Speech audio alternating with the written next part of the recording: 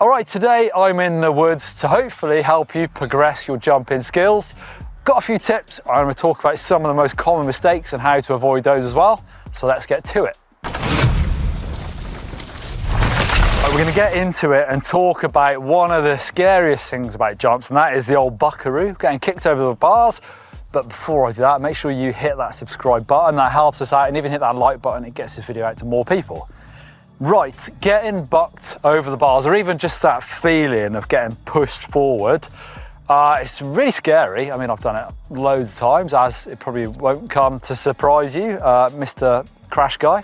But also, I think you can try and avoid it. There are ways of doing that, but it will always happen. Eventually, at some point, you'll get that horrible feeling of getting bucked and your weight going forward.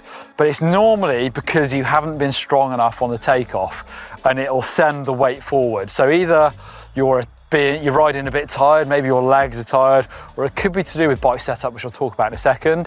But it all comes from hitting that jump and letting that weight get sent forward.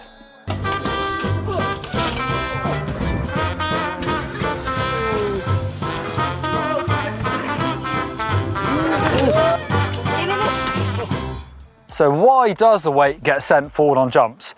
Well, there's loads of different causes, so it's not a really simple answer. First thing could be the shape of the takeoff, and jumps are completely different. And also the speed. If you come really fast into a short but steep takeoff, you're going to hit this thing and it's going to want to send you up, but you're hitting it so fast, your weight's going forward, and that can turn into a buck. Or there might be a horrible kick on the top of the jump. Sometimes it won't be very smooth. There might be a lump as you take off and it goes ba-bunk, and that'll send your weight forward. So loads of different reasons. It could be that your rear shock is set really fast, and if you're compressed into takeoff, when it then unweights, it's going to sort of kick. And it's generally not as bad as people think it is, because you can jump with a really fast rear shock. It's just if you haven't predicted that.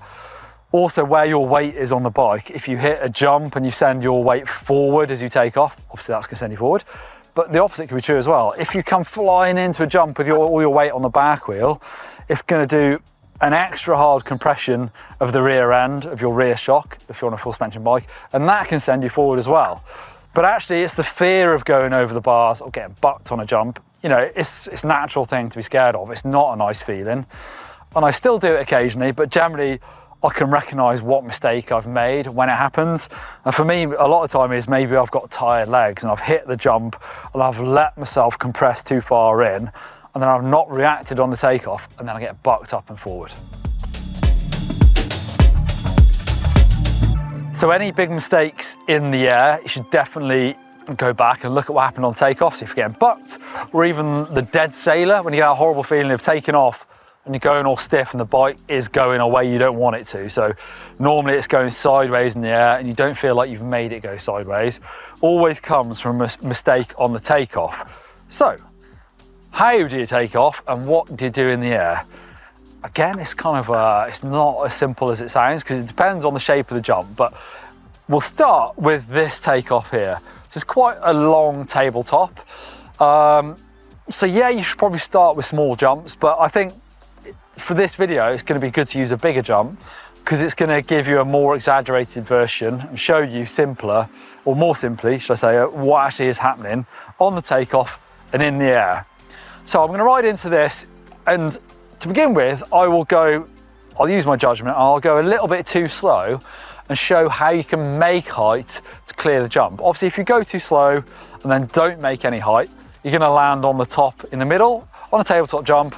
That's easy, and I would say that's probably the best way of doing it. If you've never done this jump before, roll in at a reasonable speed, but slower than you think you need to clear it, and just jump into the middle and get a feel for this takeoff.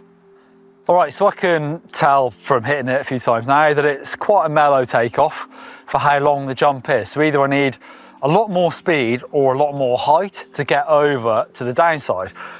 In reality, I'm gonna use a bit of both. I'm gonna use a bit more speed and a bit of hop, because that feels to me like a safer way of doing it, rather than just throwing loads of speed at this and hoping that that's about right. I'd rather edge my way towards that downslope than overshoot it first time. Obviously it's hard packed ground, I wouldn't want to crash here. Jumps are pretty nasty things to crash on.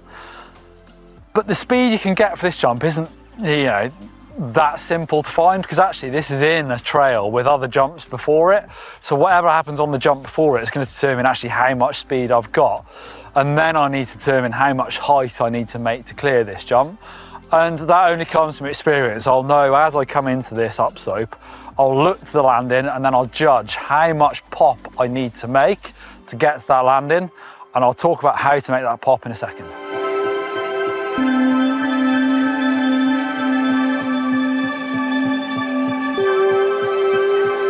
With that combination of speed and pop, I'm getting to about here on the landing. So not quite clearing it, but enough to sort of take the sting out of it at least. So actually I probably want to get another couple of feet of length, and I'm actually going to add a bit more speed and a bit more pop again, just to get over to the smooth side of things. And now when I'm talking about pop on the takeoff, it's like making height. Rather than just hitting a jump and letting that takeoff do what it needs to do to you, you kind of need to put some input in, especially on a full suspension bike. You need to actually squash the suspension into takeoff, and all you're really doing is exaggerating what's already happening. It's the same feel on a hardtail, although it's, you know, you're obviously not squashing the suspension in. You're just trying to make that bike throw you into the air. So you're being really firm with it and actually standing really strong. You see people talk about it in different ways. Some people talk about it standing up when you take off, but the hard part of that is getting the timing right for the feel of it. So I often talk about the bunny hop shape. If you look at this jump in sort of a sequence, it is following the same shape of front wheel up to level in the middle of the jump, and then nose and the front wheel in, and the back wheel follows. And it is the same thing, and it all comes in the takeoff, like I've said already. Being firm with the bike in the takeoff and standing strong, letting that thing throw you into the air. And if your body is in the middle of the bike, it should throw it nicely front wheel, then back wheel. And then you can make that pop even better. If you need to, you can then pull the bike up to you, kind of like a tuck, they'd call it, where you actually bring your legs and arms up. That brings the bike further up into the air, and you're going to get a bit more distance. Hang fire. Before I carry on with some more tips, this is, I think, the most important part of jumping. Sticking at this point, where you're going slightly too slow for a jump, but you're learning to make the height, to make the distance. It's like the most useful skill for jumping, and it's all about pushing into that upslope, preloading the suspension, using your hop technique in the air to influence what the bike's doing in the air, but to make height, because like I say, it's the most important skill. If you need to make distance, like it's a double, then this is what you need to be able to do. Once you've got this nailed on all different styles and shapes of jumps, then you've kind of done jumping, you've got it good. But actually in real life, what you want to do is hit every jump at the perfect speed, and then you really don't have to do much. You're using your skills, what's it called, unconscious competence. You're not thinking about what you're doing, you're just feeling natural on the jumps. You're hitting at the right speed, and then you're just riding the jump. And that's when jumps become really good fun. And that's when you can start doing whips and tricks. If you have to make height on the jump to clear it, it's much harder to then do a cool trick. But you need to know exactly how much you need to do, and then get a feel for the right speed, which means you need to do loads of different jumps. Then you're in the fun spot when you can think about doing tricks.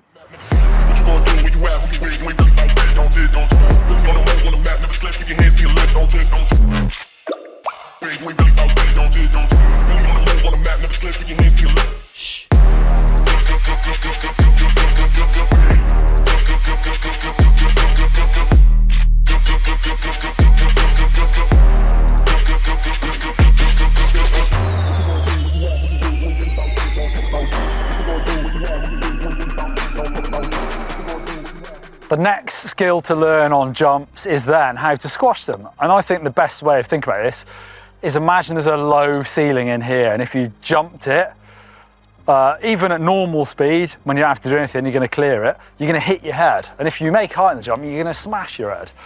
But you want to still clear the jump. I'm not trying to land on the top, I'm still trying to get to that landing. So that means I'm going to go extra fast, I'm going to go too fast for the jump, and then I'm going to soak up the takeoff. So make sure I'm standing tall on the way in, and as the front wheel goes up, I'm letting the bars come to me. As the rear wheel starts going up takeoff, I'm letting my feet come up to me.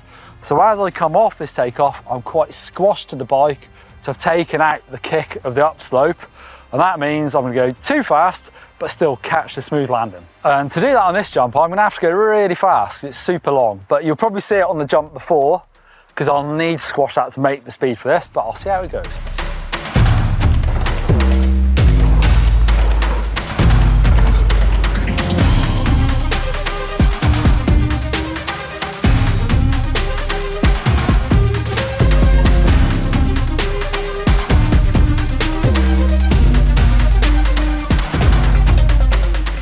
I actually really enjoy that going too fast and squashing jumps, almost as much as doing tricks. Feels much more like my downhill racer days, where you're really just trying to get everything out of the track, go as low as you possibly can, and then pump the landings for extra speed. But also, you know, it's using the combination of everything. I know this trail really well, but I can actually go really fast at the top, but especially today, it's mega hard pack and dry, and you can actually still go a bit too fast for that one, even when you squash it. But then I'm using a different skill. When I get to this one, it's kind of a funky takeoff. There's a bit of a hole in the bottom. And then actually you struggle to get the speed, and it's a really flat landing on this, but you need a bit of height to clear this. So I've squashed probably 5 of the previous jumps and pumped the landings really hard. But then on this one, I'm actually standing quite tall into the takeoff. I'm not like pumping hard to make height, but I'm standing strong and letting it kick me a bit, just to get enough distance to clear it. So it's using a combination of squashing, pumping, and then standing hard and tall and getting a pop off this one as well. So all that stuff is really good fun to practice. Like I say, going a bit too slow, learn to pop, and then trying to judge the right speed. But there'll always be occasions, well, definitely I find it, where you're not 100% sure of the speed. So maybe you go somewhere new, we're trying some bigger new jumps for the first time. And I think a really good way of learning this is following a friend. I know we've said this quite a lot recently on some skills videos, but if you've got a friend who's done those jumps before, who's super comfortable with them, I do this all the time with Blake, where we hit big jumps and I've not ridden them before.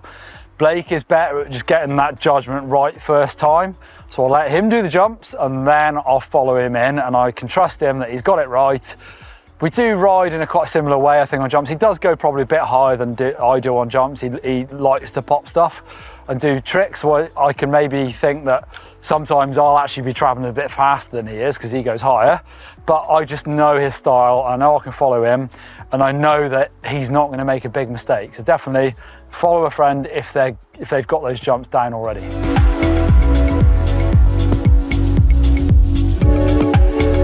There are loads of different types of jumps, some more technical than others, things like step-ups, step-on, step-offs, or hip jumps. So a hip jump, this is quite a small, mellow version of a hip jump, but basically the takeoff point's one way, the landing point's another. So it involves you having to turn in the air to get to that landing. And I guess they're actually pretty simple. They don't never feel crazy difficult, these things, but it's about really looking to your landing. Like number one skill of mountain biking is obviously, I talk about all the time, look to where you want to go. So it definitely works on a hip jump. You're coming in, I can see the landings at a different angle, and you are actually turning slightly off the takeoff. So trying to weight the inside of the bike slightly, but not too much. Some people do this too much and whip out and land sideways. Or obviously if you land straight on this one, it's not the end of the world. You can see a skid mark where someone hasn't gone off, but you've got a decent run out here. But learn to start turning on the takeoff. Again, like any jumps, whatever happens in the air is dictated by what you've done on the takeoff. For this one, you can go really quick on this, so I'm actually probably squashing and turning a little bit. So it kind of looks like a scrub where people are laying the bike over. But it is all about turning to the landing. The next one is kind of a bit more exaggerated, but I'll go to a bigger one in a second and show you how to do that. Right, so moving into a different style of hip jump, same idea, takeoff goes this way. Obviously the landing point's completely left. It's like a massive landing pad that's almost at 90 degrees to where you're taking off from. So you've got loads of space to carve into this. You've got a big wide takeoff, so you can draw a really nice line and jump to where you want to be. Obviously a few different ways of doing this. You'll see Blake goes super high and jumps right up onto that bank, where I'm going lower and further to the inside. Again, it's just making sure that your line and your takeoff is sending you where you want to be and look into that landing on the takeoff. There you go, hopefully some tips to help you progress your jumping. If you've got any questions, chuck them in the comments down below, could always get Blake involved. I love hitting jumps and I always have, done loads over the years, but hands up, Blake is the guy for doing massive stuff, free ride guy. So if you've got any questions, jump in and we could always make another video with him trying to address some of your questions. Thanks for watching.